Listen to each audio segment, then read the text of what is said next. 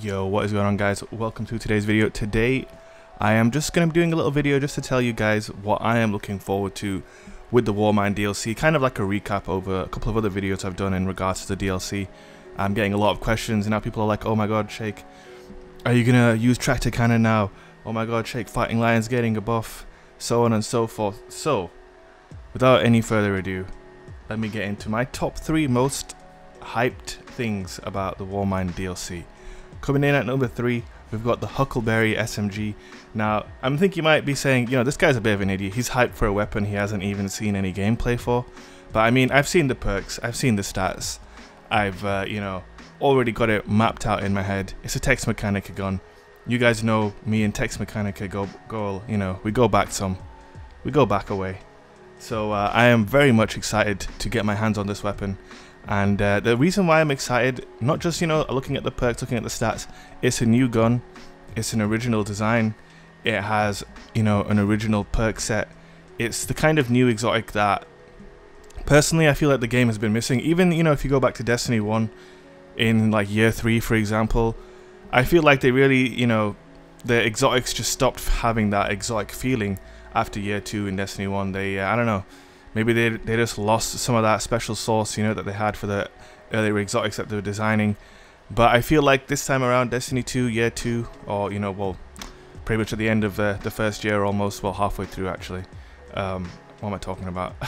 I feel like they really hit the nail on the head just by looking at their weapon. I can't wait to find out if it has some kind of cool animation like other Tex Mechanica weapons, you know, such as First Curse, The Last Word, and the Chaperone. So I'm really excited for this one. I honestly can't wait, and yeah, it's one of the things I am very much looking forward to. And number 2, obviously, I think I did a video a couple of days ago talking about it, the Tractor Cannon's exotic buff.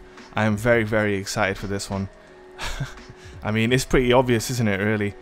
It suppresses people on hit. I think that's really, really awesome. I think not just the fact that they're doing this, okay, yeah, I'm the guy that suppresses people, I know, so of course I would be excited that our weapon can suppress on hit. Not only that, they're bringing back Armamentarium as well, so if you wanted to get really, really trolly, you could run double suppressor grenades and tractor cannon, and you know, you could suppress your opponents for a very, very long duration of a match. But the reason why it excites me is because it's a very risky play to make on an exotic weapon. It's a very, you know, something that just reminds me of Destiny 1, you know, it's very wild, it's very out there, very, you know, unexpected, and it gives me hope for the future. So I am very much looking forward to the tractor cannon buff. And coming in at number 1, of course, Fighting Lion is getting a big buff, a very, very interesting buff. Although they are kind of nerfing direct hit damage, which is something that I'm pretty good at. Direct hit, you know, does like 140 damage at the moment.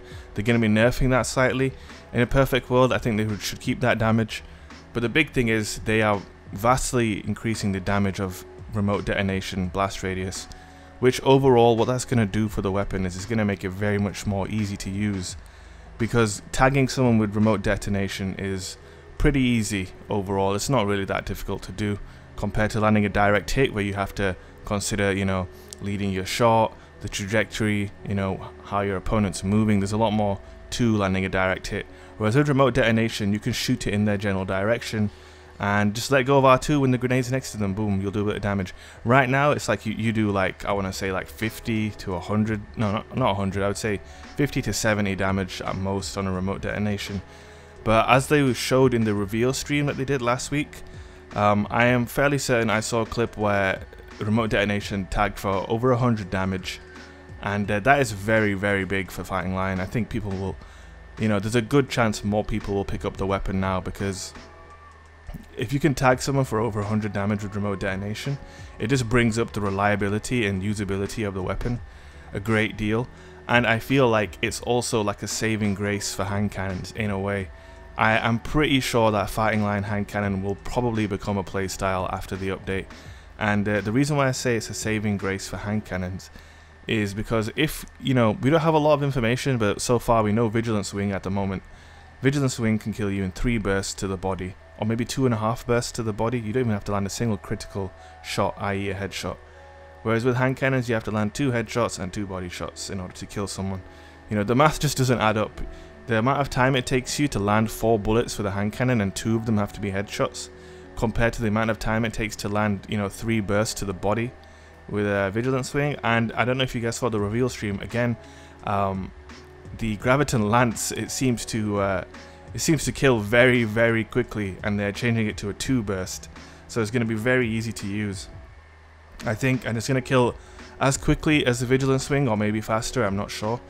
But I feel like legendary hand cannons are going to be left behind a little bit, because, you know, everything is based around buffing exotic weapons, so maybe they'll buff an exotic hand cannon to the point where it can compete with those pulse rifles. But yeah, I feel like the fighting line being able to do 100 plus damage is a buff to hand cannons, because obviously, if you see my gameplay, if I hit someone with fighting line and I switch to a hand cannon, you know, I can finish them in 1 or 2 headshots, or, you know, 1 headshot and a body shot. And I feel like that's going to be even easier to do and even more viable after the update with the buff to fighting line. So I feel like fighting line and hand cannon are, although probably not going to be the strongest weapon pairing after the update, is going to be something that I think is going to be even more reliable than before, and even more, you know, just a fun and effective way to play the game. And I personally am very much looking forward to that. So yeah, they're my top 3 things I am most looking forward to. The Warmind DLC releases on the 8th of May.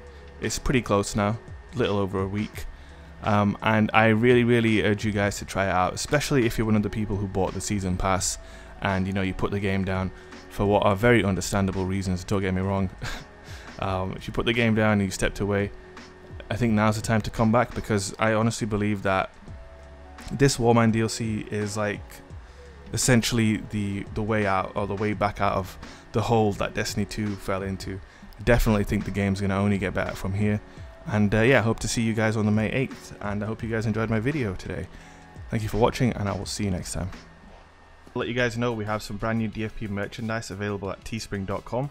There'll be a link in the description. I'm also streaming live right now on Twitch at Shake17.